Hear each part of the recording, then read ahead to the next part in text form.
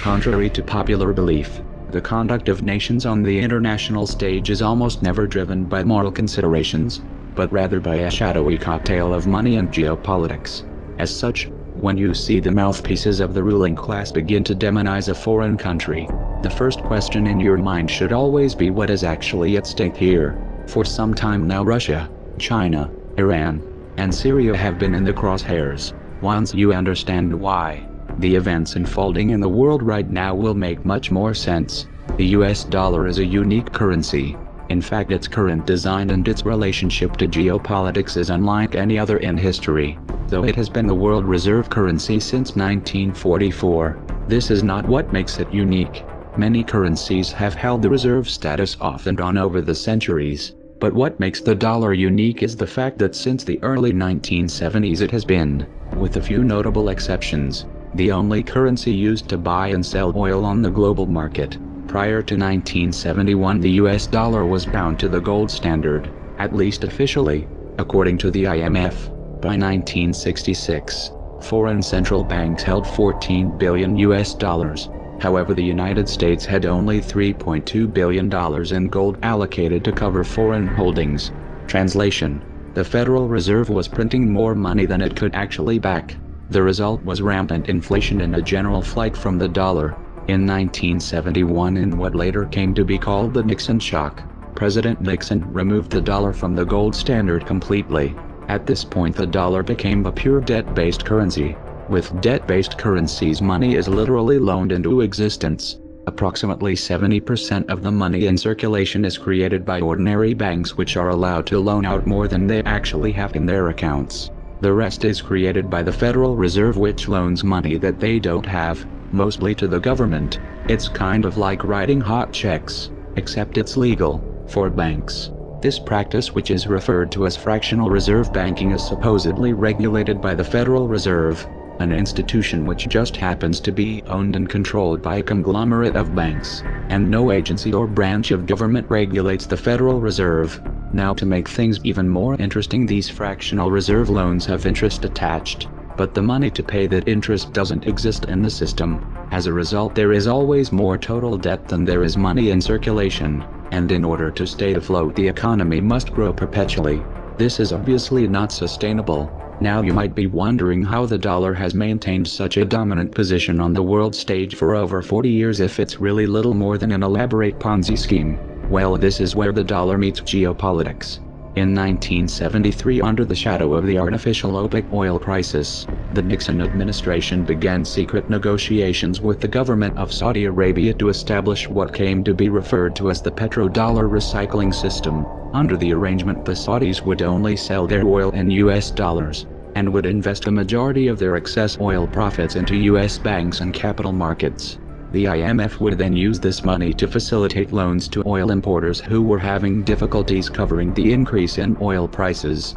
The payments and interest on these loans would of course be denominated in US dollars. This agreement was formalized in the US-Saudi Arabian Joint Commission on Economic Cooperation, put together by Nixon's Secretary of State Henry Kissinger in 1974. Another document released by the Congressional Research Service reveals that these negotiations had a net to them, as U.S. officials were openly discussing the feasibility of seizing oil fields in Saudi Arabia militarily. The system was expanded to include the rest of OPEC by 1975. Though presented as a buffer to the recessionary effects of rising oil prices, this arrangement had a hidden side effect. It removed the traditional restraints on U.S. monetary policy. The Federal Reserve was now free to increase the money supply at will. The ever-increasing demand for oil would prevent a flight from the dollar, while distributing the inflationary consequences across the entire planet. The dollar went from being a gold-backed currency to an oil-backed currency. It also became America's primary export. Did you ever wonder how the U.S. economy has been able to stay afloat while running multi-billion-dollar trade deficits for decades? Did you ever wonder how it is that the U.S. holds such a disproportionate amount of the world's wealth when 70% of the U.S. economy is consumer-based? In the modern era, fossil fuels make the world go round. They have become integrated into every aspect of civilization: agriculture, transportation, plastics, heating, defense and medicine, and demand just keeps growing and growing.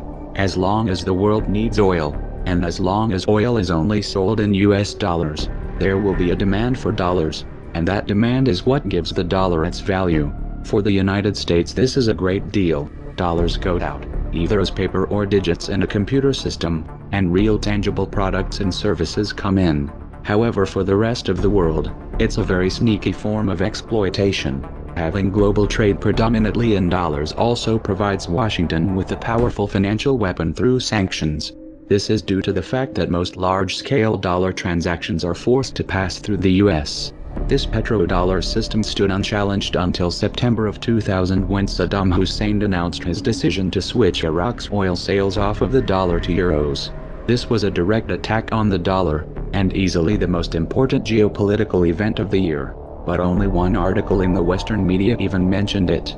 In the same month that Saddam announced he was moving away from the dollar, an organization called the Project for a New American Century, of which Dick Cheney just happened to be a member, released a document entitled Rebuilding America's Defenses Strategy, Forces and Resources for a New Century. This document called for massive increases in U.S. military spending and a much more aggressive foreign policy in order to expand U.S. dominance worldwide.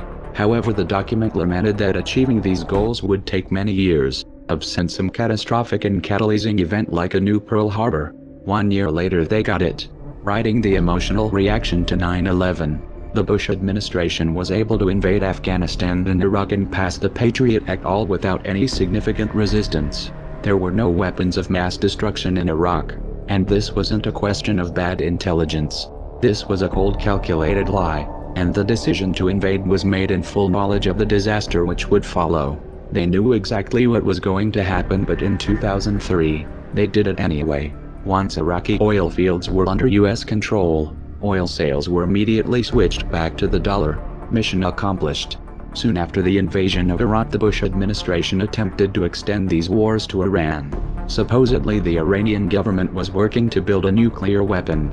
After the Iraq fiasco, Washington's credibility was severely damaged. As a result, they were unable to muster international or domestic support for an intervention. Their efforts were further sabotaged by elements within the CIA and Mossad, who came forward to state that Iran had not even made the decision to develop nuclear weapons, much less begin an attempt. However, the demonization campaign against Iran continued even into the Obama administration. Why? Well, might it have something to do with the fact that since 2004 Iran has been in the process of organizing an independent oil bourse? They were building their own oil market, and it wasn't going to be tied to the dollar. The first shipments of oil were sold through this market in July of 2011. Unable to get the war that they wanted, the US used the UN to impose sanctions against Iran. The goal of the sanctions was to topple the Iranian regime. While this did inflict damage on the Iranian economy, the measures failed to destabilize the country. This was due in large part to Russia's assistance in bypassing US banking restrictions. In February of 2009, Muammar Gaddafi was named chairman of the African Union. He immediately proposed the formation of a unified state with a single currency. It was the nature of that proposed currency that got him killed. In March of 2009, the African Union released a document entitled Towards a Single African Currency.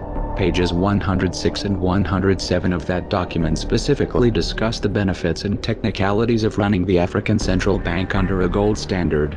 On page 94 it explicitly states that the key to the success of the African Monetary Union would be the eventual linking of a single African currency to the most monetary of all commodities, gold. Note that the page number is different on other versions of the document that they released. In 2011 the CIA moved into Libya and began backing militant groups in their campaign to topple Gaddafi, and the US and NATO pushed through and stretched a UN no-fly zone resolution to tip the balance with airstrikes. The presence of Al-Qaeda extremists among these rebel fighters was swept under the rug. Libya, like Iran and Iraq, had committed the unforgivable crime of challenging the US dollar. The NATO intervention in Libya segued into a covert war on Syria. The armories of the Libyan government were looted and the weapons were shipped via Turkey to Syrian rebels groups working to topple Assad. It was already clear at this point that many of these fighters had ties to terrorist organizations. However, the US national security apparatus viewed this as a necessary evil. In fact, the Council on Foreign Relations published an article in 2012 stating that the influx of jihadis brings discipline. religious fervor, battle experience from Iraq, funding from Sunni sympathizers in the Gulf, and most importantly, deadly results. In short, the FSA needs Al-Qaeda now. Let's be clear here, the US put ISIS in power. In 2013 these same Al-Qaeda-linked Syrian rebels launched 2 sarin gas attacks. This was an attempt to frame Assad and muster international support for military intervention. Fortunately they were exposed by UN and Russian investigators, and the push for airstrikes completely fell apart when Russia stepped in to broker a diplomatic solution. The campaign for regime change in Syria, as in Libya, has been presented in terms of human rights. Obviously this isn't the real motive. In 2009, Qatar put forth a proposal to run a natural gas pipeline through Syria and Turkey to Europe. Assad however rejected this, and in 2011 he forged a pact with Iraq and Iran to run a pipeline eastward, cutting Qatar and Saudi Arabia out of the loop completely.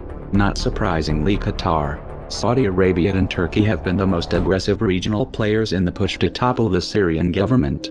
But why would this pipeline dispute put Syria in Washington's crosshairs? 3 reasons. 1.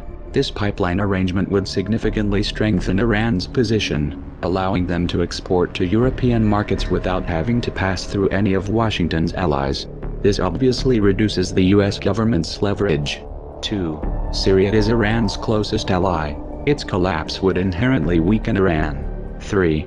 Syria and Iran have a mutual defense agreement, and a US intervention in Syria could open the door to open conflict with Iran. In February of 2014 this global chess game heated up in a new venue, Ukraine. The real target however was Russia. You see, Russia just happens to be the world's second largest oil exporter, and not only have they been a thorn in Washington's side diplomatically, but they also opened an energy bourse in 2008, with sales denominated in rubles and gold. This project had been in the works since 2006. They have also been working with China to pull off of the dollar in all of their bilateral trade. Russia has also been in the process of organizing a Eurasian Economic Union, which includes plans to adopt common currency unit, and which is slated to have its own independent energy market. Ukraine had been presented with a choice: either join the EU under an association agreement or join the Eurasian Union. The EU insisted that this was an either-or proposition. Ukraine couldn't join both. Russia, on the other hand, asserted that joining both posed no issue. President Yanukovych decided to go with Russia. In response, the US national security apparatus did what it does best. They toppled Yanukovych and installed a puppet government. Though this all seemed to be going well at first, the US quickly lost control of the situation. Crimea held a referendum and the people voted overwhelmingly to secede from Ukraine and reunify with Russia. The transition was orderly and peaceful. No one was killed. Yet the West immediately framed the entire event as an act of Russian aggression, and this became the go-to mantra from that point on. Crimea is important geostrategically because of its position in the Black Sea, which allows for the projection of naval power into the Mediterranean. It has also been Russian territory for most of recent history. The US has been pushing for Ukraine's inclusion into NATO for years now. Such a move would place US forces right on Russia's border and could have potentially resulted in Russia losing their naval base in Crimea. This is why Russia immediately accepted the results of the Crimean referendum and quickly consolidated the territory. Meanwhile, in eastern Ukraine, 2 regions declared independence from Kiev and held referendums of their own, the results of which overwhelmingly favored self-rule. Kiev responded to this with what they referred to as anti-terrorist operations. In practice, this was a massive and indiscriminate shelling campaign which killed thousands of civilians. Apparently, killing civilians didn't qualify as aggression to the West. In fact, the IMF explicitly warned the provisional government that their $17 billion loan package could be in danger if they were not able to put down the uprising in eastern Ukraine. While the war against eastern Ukraine was raging, elections were held and Petro Poroshenko was elected president. It turns out that Poroshenko was exposed by a leaked diplomatic cable released by WikiLeaks in 2008 as having worked as a mole for the US State Department since 2006. They referred to him as our Ukraine insider, and much of the cable referred to information that he was providing. A separate cable showed that the US knew Poroshenko was corrupt even at that point. Having a puppet in place, however, hasn't turned out to be enough to give Washington the upper hand in this crisis. What does Washington do when they have no other leverage? They impose sanctions. They demonize and pull a false flag. This isn't a very good strategy when dealing with Russia. In fact, it has already backfired.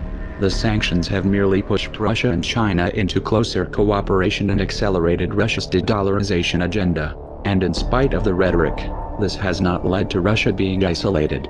The US and NATO have put a wedge between themselves and Russia, but not between Russia and the rest of the world. This new anti-dollar axis goes deeper than economics. These countries understand what's at stake here. This is why in the wake of the Ukrainian crisis, China has proposed a new Eurasian Security Pact which would include Russia and Iran. Consider the implications here as the Obama administration begins bombing in Syria, which also has a mutual defense agreement with Iran.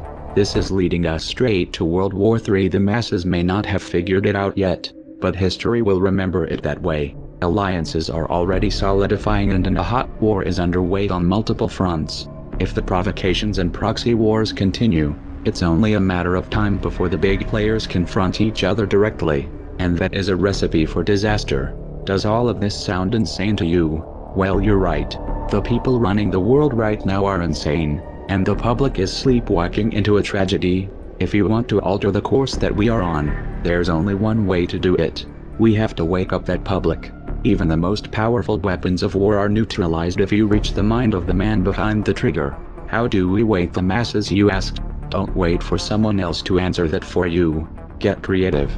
Act like your children's and grandchildren's futures depend on it, because they do. We are anonymous. We are legion. We do not forgive. We do not forget. Expect us.